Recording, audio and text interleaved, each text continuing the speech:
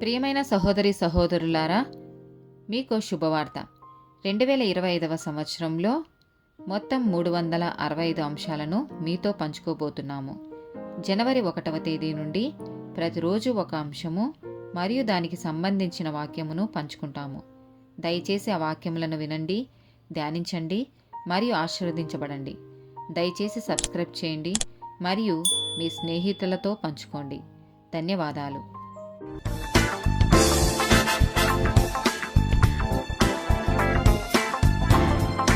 31st day topic దాతృత్వం. 2వ సమూయేలు గ్రంథము 9వ అధ్యాయము 7వ వచనం.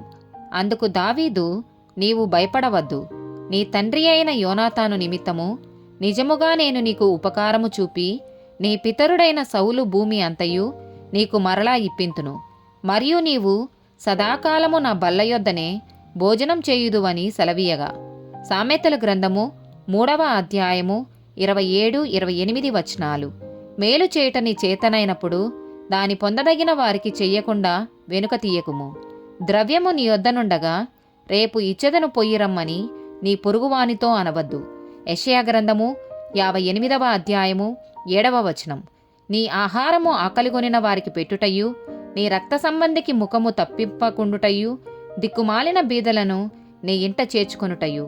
మార్కు సువార్త 9వ అధ్యాయము 41వ వచనం. మీరు క్రీస్తు వారని నా పేరట మీకు గిన్నెడు నీళ్లు త్రాగనిచ్చువాడు తనకు రావలసిన ఫలము పోగొట్టుకొనడని మీతో నిశ్చయముగా చెప్పుచున్నాను. లూకాసు వార్త 10వ అధ్యాయము 33 నుండి 35 వచనాలు.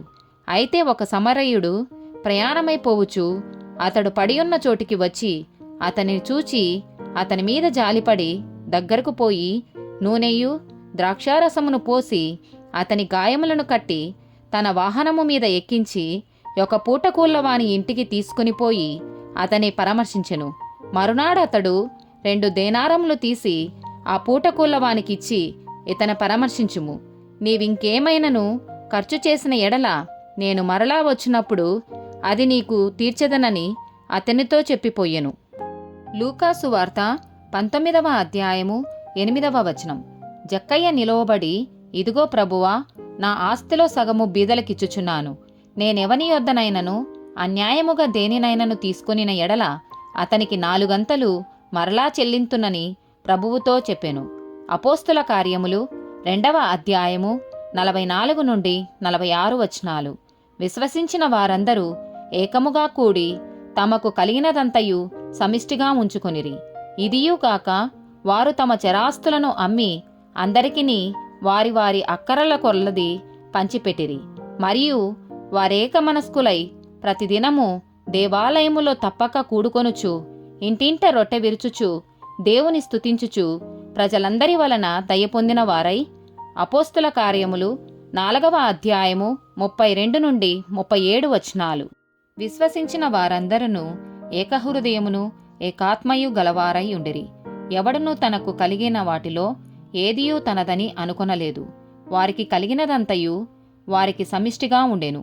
ఇదియుగాక అపోస్తులు బహుబలముగా ప్రభువైన యేసు పునరుద్ధానమును గూర్చి సాక్ష్యమిచ్చిరి. దైవకృప అందరి యందు అధికముగా ఉండెను.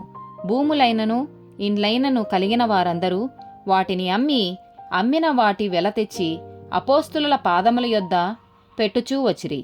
వారు ప్రతివానికి వాని అక్కరల కొలది పంచిపెట్టిరి గనుక వారిలో ఎవనికిని కొదవలేకపోయెను. కుప్రాలో పుట్టిన లేవీయుడగు యోసేపు అను ఒకడుండెను. ఇతనికి అపోస్తులు హెచ్చరిక పుత్రుడు అని అర్థమిచ్చు బర్నబా అను పేరు పెట్టించిరి.